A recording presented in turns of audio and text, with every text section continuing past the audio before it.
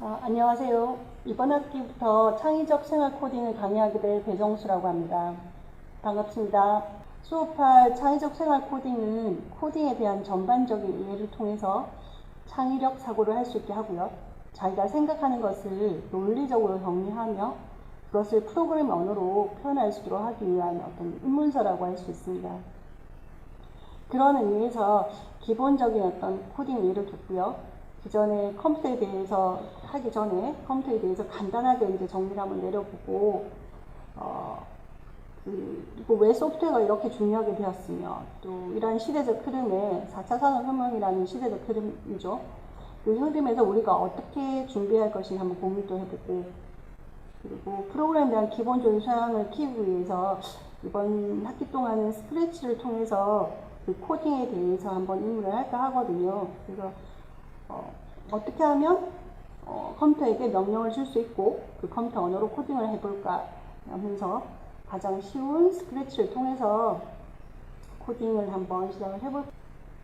교재를 준비한 친구도 있을 거고 한번 교재입니다. 굉장히 귀엽죠?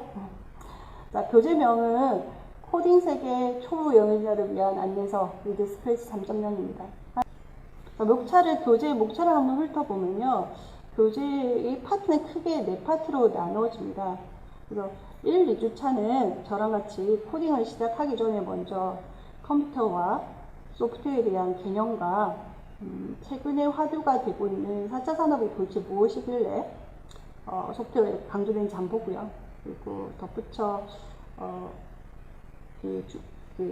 전체적인 이론적인 그런 소양을 가지는 시간을 다음 주까지 한번 정리해 볼까 합니다. 우리가 코딩을 하기 전에 먼저 미리 컴퓨터에 대해서 한번 알아보는 것도 필요할 것 같아요. 그래서 컴퓨터가 도대체 뭔지 한번 정의를 내려볼까 합니다. 사실 다 알죠, 컴퓨터. 그죠? 누구나 막연히 컴퓨터가 뭐야? 컴퓨터 어디 있어? 이렇게 얘기를 하면 저거요, 사각 저거요, 또 계산한 기계요, 모니터 달린 저거요. 하다못해 뭐 스마트폰을 꺼내는 사람도 있을 거고, 잘 가진 노트북도 이제 가져오는 사람도 있겠죠. 그래서 그렇지만 그래도 우리가 컴퓨터를 한번 정의를 한번 내려보는 것도 좋을 것 같고요. 사실 컴퓨터가 어떤 기계야 라고 얘기를 하면 사실 우리 때만 해도 굉장히 명확했거든요. 뭐냐면 사람 대신 뭔가 계산하는 기계, 그 계산하는 것들이 디지털로 되어 있고 하는 것들을 그냥 컴퓨터라고 얘기를 했었어요. 근데 지금은 사실 컴퓨터가 가지고 있는 그 계산하는 기계, 제어하는 기계들을 잘 생각해 보면 냉장고에서도 우리 메일 보내거든요. 그죠? 그리고 TV에서도 서칭하고 게임하고 하다못해 편집도 하거든요. 그죠? 그리고 카메라 한번 생각해 볼까요? 카메라에서도 비디오 받은 거를 편집합니다. 화면 자체에서. 이런 모든 것들, 노트북, 우리가 핸드폰도, 스마트폰도 사실 거기서 음악도 듣고 편집하고 하다못해 영상까지 편집을 하더라고요. 그래서 전화기 기능보다 누군가를 통화하는 기능보다 사실 컴퓨터의 기능을 더 많이 하고 있는 게 지금의 스마트폰이거든요. 그래서 요즘에서 말하는 컴퓨터는 사실 우리가 데스크탑, 머릿속에 있는 데스크탑보다는 모든 첨단 기기의 어떤 기기들을 컴퓨터 기능이 다 들어가 있으니 컴퓨터라고 부르고 있습니다. 그렇지만 우리가 이게 컴퓨터라고 부를 수 있는 어떤 요소들이 있거든요. 그래서 기본적인 컴퓨터의 3대 요소는요. CPU, Central Processing Unit이라고 합니다. 그래서 중앙정보 처리 장치가 있고요. 또 메모리, 그리고 입출력 장치, 이 세 개의 구조가 구성되어 있는 것을 우리는 컴퓨터라고 얘기를 합니다.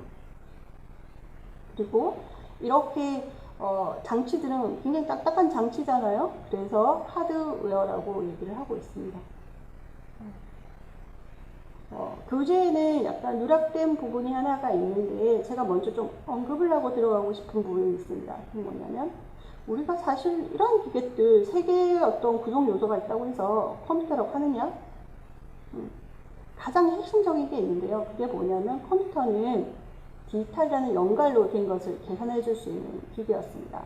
물론 이제 컴퓨터가 뭐 아날로그 컴퓨터, 뭐 그다음에 뭐 디지털 컴퓨터 이렇게 구분되고 기도 하고요. 하이브리드 컴퓨터도 있습니다. 하지만 실질적으로 우리가 생각하는 컴퓨터는요, 우리 실생활에 쓴 컴퓨터는 디지털이라는 연갈로 된 것을 라는 언어로 어떤 것을 계산해주는 기계였거든요. 근데 아까 한 번 더 언급했듯이 이런 계산력을 가진, 디지털 계산력을 가진 이 기계가 지금은 모든 전자들, 그리고 우리가 사용하는 모든 사물에 대입되어 있다는 것을 볼 수 있죠. 그래서 이 컴퓨터란 개념이 예전과 다르게 매우 확장되어 있다고 볼 수 있습니다. 그래서 어떤 사람들은 컴퓨터가 the computer will disappear라고 해서 컴퓨터가 사라졌다라고 얘기를 하고 있어요. 그래서 컴퓨터가 꼭 눈에 안 보인다기보다는 그런 의미보다는 사실은 온 곳곳에 컴퓨터 모양을 아닌 부분으로 그렇게 컴퓨터 기능이 들어갔다고 얘기를 할 수 있습니다. 컴퓨터를 우리가 사람과 한번 비유를 한번 해볼까요? 컴퓨터를 잘 생각해보면 컴퓨터가 아까 컴퓨터의 기원을 생각해보면 컴퓨터는 사람 대신 뭔가를 처음 시작은 계산을 한번 해볼까 시작했다고 볼 수 있거든요. 그러니까 우리가 무언가를 결정하고 이것을 입력받은 환경에서 본 데이터를 가지고 결정을 하고 계산을 하려면 뭐가 필요하냐? 뇌가 있어야 되잖아요. 그죠? 그래서 뇌에서 우리는 제일 먼저 계산과 연산을 합니다. 이 부분을 담당하고 있는 것이 컴퓨터에서는 CPU라고 볼 수 있고요. 그리고 입력되어진 데이터를 우리가 어떤 기억을 하고 있죠. 그것을 메모리라고 합니다. 우리 뇌에서도 사실은 단기 기억과 장기 기억, 각각 담당하는 기억을 담당하는 부분이 다르듯이요. 해마 같은 경우는 장기 기억을 대표로 담당을 하고 있거든요. 그래서 해마를 우리가 이제 다치게 되면 장기 기억이 없어지는 거죠. 뭐 그런 부분도 있고요. 여하튼 메모리도 인간의 어떤 뇌 기능, 기억을 담당 기능처럼 우리가 늘 쓰던 것, 그리고 늘 쓰는 기억 장치, 그리고 언제나 꺼내볼 수 있는 기억 장치, 또는 뭐 고민해서 어떤 기억을 꺼내집어야 하는 그런 기억 장치. 그래서 그 유형과 기능에 따라서도 나누어지기도 합니다. 다음은 하드웨어는 입출력 장치가 있습니다. 그죠? 사람이 이제 오감을 통해서, 즉 이 오감은 이제 눈이나 입이나 손 등이죠. 그걸 통해서 오감을 느끼게 되는데, 이렇게 받아들여지는 환경의 데이터를 인지를 해서요. 그걸 컴퓨터로 이제 인지한 것을, 우리가 사실 그 컴퓨터로 인지한 것들을 뭔가 뇌로 전달을 하죠. 똑같이 출력 장치도 그러한 것들을 그 환경에서 받아들이는 데이터를 컴퓨터로 입력을 해주고요. 그리고 다시 컴퓨터에서 입력되고 편집된 데이터들을 결과를 출력하는 장치로 구성됩니다. 그래서 여하튼 이렇게 CPU, 메모리, 출력 장치, 요 3대 구성 요소라고 하고 이렇게 딱딱하게 된 장치라고 해서 하드웨어라고 부릅니다. 컴퓨터는요, 크게 이제 하드웨어와 소프트웨어로 나눠볼 수 있습니다. 앞서 얘기했듯이 하드웨어는 CPU, 그죠? CPU나 출력 장치, 메모리 이렇게 딱딱한 장치를 의미를 하는데, 컴퓨터를 예를 들면 이제 기계 장치가 하드웨어가 되겠죠. 그리고 그 안에 들어가는 여러 가지 프로그램들을 소프트웨어가 될 수 있습니다. 그리고 사람으로 한번 비유를 해보면 사람 몸이 어떤 하드웨어가 되겠죠. 그리고 그 안에 있는 정신력, 그다음에 뭐 지능 그런 것들이 이제 소프트웨어가 될 겁니다. 그리고 자동차 예를 들어볼까요? 자동차를 예를 한번 들어보면 하드웨어는 자동차 자체가 되겠죠. 그리고 소프트웨어는 거기에 들어가는 운전 기술, 여러 가지 이제는 자동차도 요즘에는 그죠? 안에 컴퓨터 기능이 굉장히 많이 들어가 있습니다. 그래서 컴퓨터는 크게 하드웨어와 소프트웨어로 이렇게 나눠줄 수 있습니다. 자, 그러면 하드웨어에 대해서 조금만 한번 다시 짚어 넘어가 볼까요? 네. 하드웨어는 어원에서 알 수 있듯이 단단한 장치입니다. 그래서 지금은 앞서 얘기했던 것처럼 컴퓨터, 그리고 컴퓨터의 부품, 그리고 주변 기기들을 모두 포함해서 이렇게 하드웨어라고 얘기를 하고 있습니다.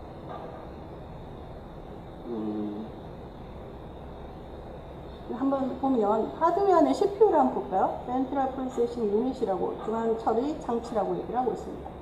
우리가 중앙 정보 처리 CPU가 하는 안에도 여러 가지 장치들이 있는데 대표적으로 이제 제어 장치와 연산 장치가 있습니다.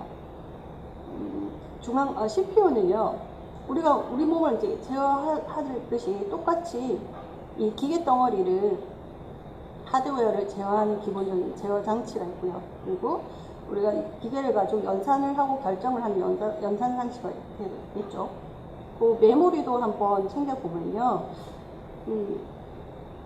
메모리도 사람처럼 장기간 기억하고 단기간 기억하고 또 자주 기억하고 또 고민해서 찾았을 메모가 있듯이요. 그 역할에 따라서 주기억 장치와 보조 기억 장치들이 있습니다.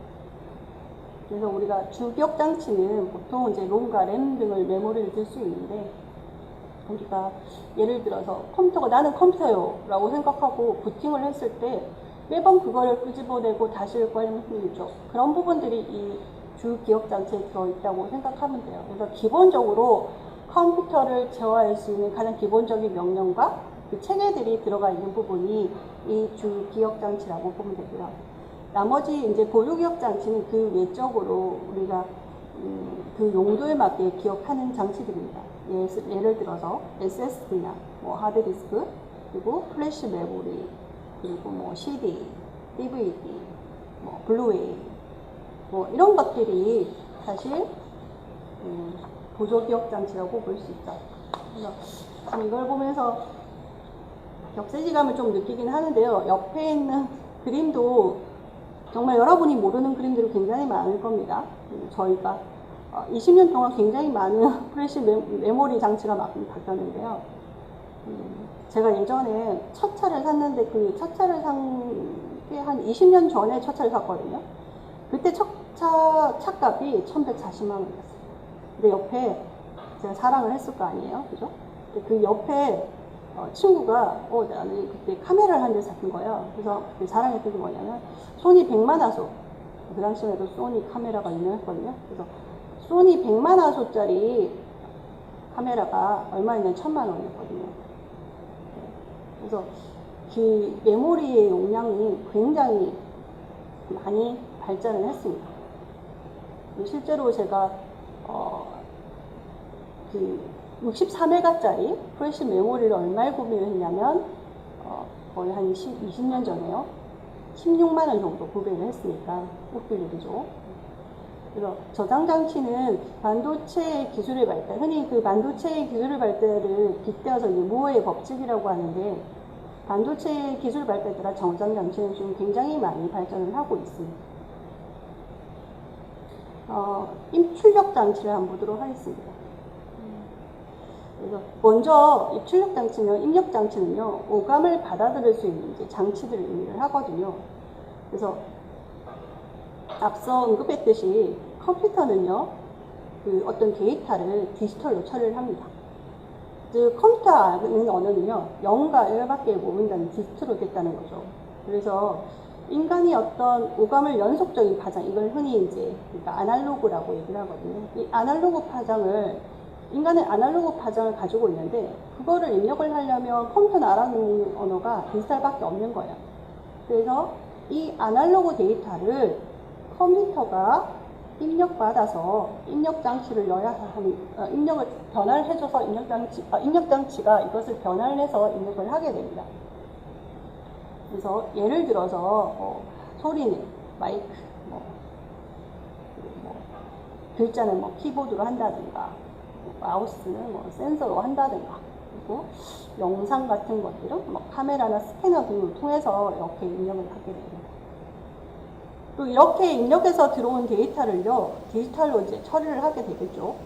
그래서 이렇게 처리돼서 다시 편집한 자료라든가 어떤 명령들은 다시 출력 장치를 통해서 아날로그 파장을 변경이 되고, 그것을 통해서 이제 인간이 느끼게 됩니다. 예를 들어서 소리는 이제 저희가 스피커로 듣게 되고, 빛으로 된 것들은 모두 모니터나 홀로그램 그런 것들 들 수 있을 거고요. 그리고 종이로 프린터라든가 이런 것들이 모두 이제 출력 장치가 되겠죠. 그래서 한번 참고 삼아 우리가 아날로그와 제가 디지털의 신호에 대해서 좀 정리를 했거든요. 그래서 컴퓨터는 디지털로 처리하는 어떤 기계를 의미를 합니다. 근데 사실은 자연계에서 우리가 느끼는 것들은 이렇게 연속적인 파장을 의미를 하거든요. 그래서 자연계에서 일어나는 물리적인 양이 그 시간에 따라 연속적으로 변화하는 그 양 측정을 해놓은 것을 우리가 아날로그라고 얘기를 하고요. 그것을 받아들인 컴퓨터는 아날로그에서 디지털로 컨버트 변환을 하게 됩니다. 이 과정에서 굉장히 많은 압축이 일어나고요. 그리고 다시 컴퓨터는 디지털로 된 자료들을 여기서 디지털이라 분명히 구별되는 두 레벨과 0과 1을 의미를 합니다. 이렇게 된 데이터들은 다시 디지털에서 아날로그 컨버트를 해서 사람이 들을 수 있도록 되는 다시 아날로그 변경을 하게 되게 됐습니다. 이 과정은 압축과 복원의 과정이 되고 있는 거고요.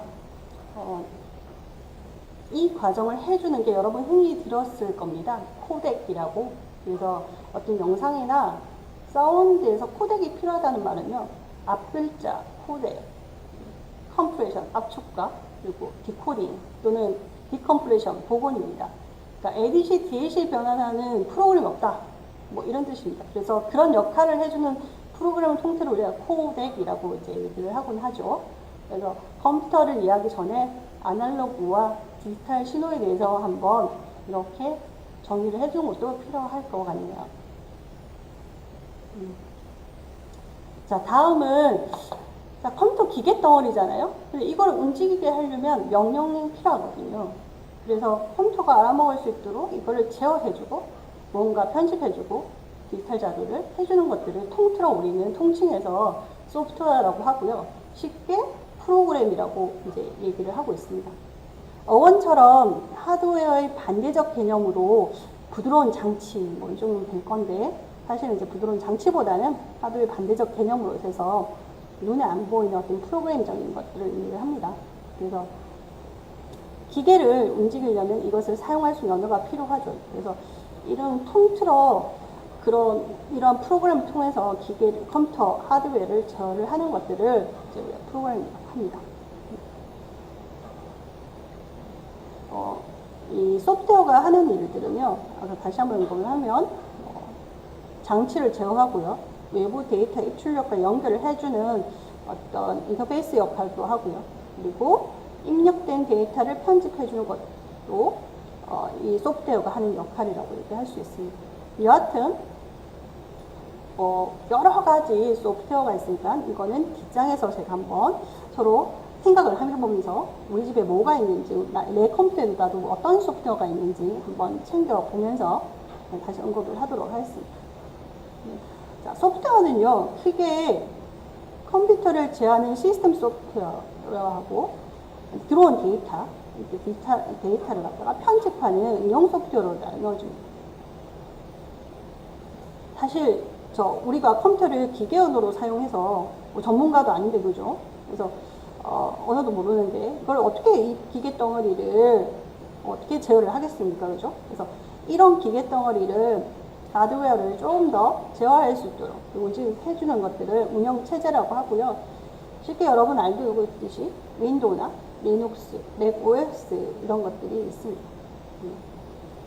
우리가 대학에 입학을 하면요, 처음에는 학원을 딱 가는 학원이 있었거든요. 지금 영어 학원 가듯이 교육 학원 이렇게 하듯이 그 학교 앞에 그때가 윈도우가 나오기 전이었어요.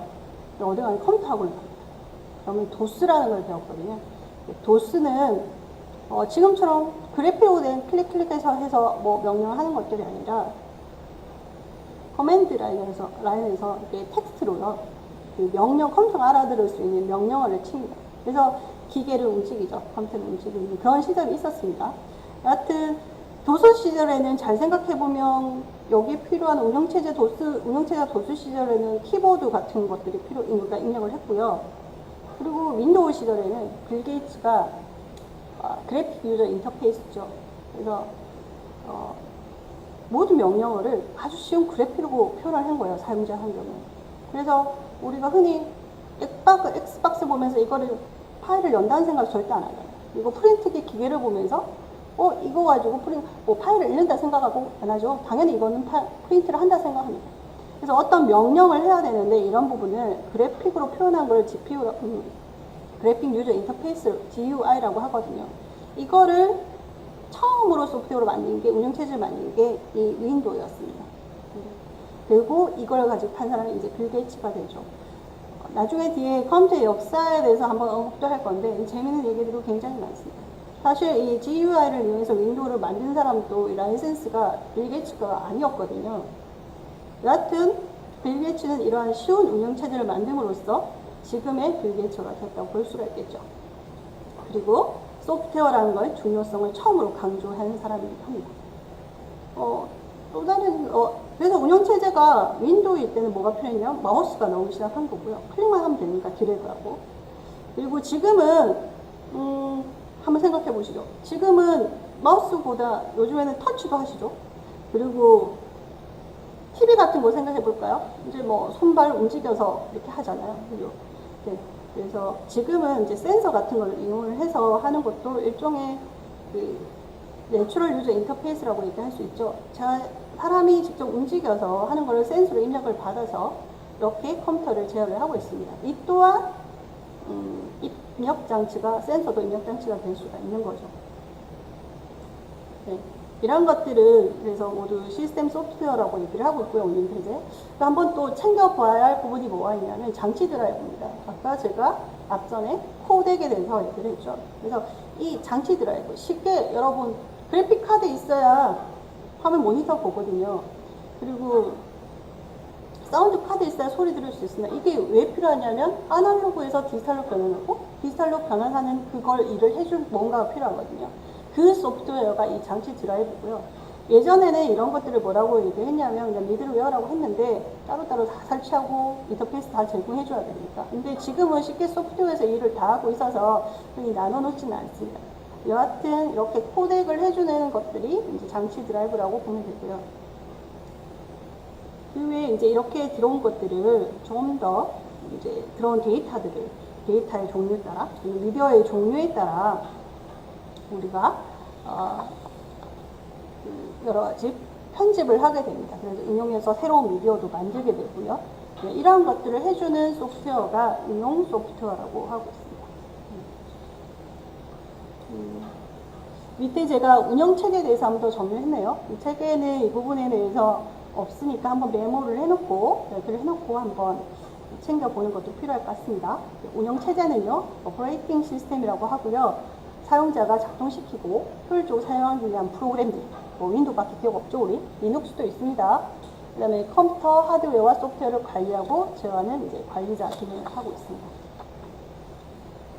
한번 소프트웨어의 종류에 대해서 한번 챙겨볼까요? 집에 있는 내 컴퓨터 또는 내가 가지고 있는 컴퓨터라고 불리는 기계들에 대해서 한번 생각을 해보면서 해볼까요? 운영체제로는 윈도우, 리눅스, 맥OS, 유닉스, 도스 이런 것들이 있습니다. 그리고 텍스트는 뭘로 한번 편집을 할까요? 메모장, 뭐 아래 한글, 워드 이런 것들이 있겠죠. 그리고 이미지는 어도비 제품 유명하죠. 포토샵, 일러스트, 뭐 PDF. 사실 예전에는 매크로미디어사, 어도비사 양대 산맥이 있었거든요. 근데 어도비가 다 잡아먹었습니다. 그래서 제가 다른 친구들한테도 프로그램 뭐 이미지 뭐 뭘 할까요?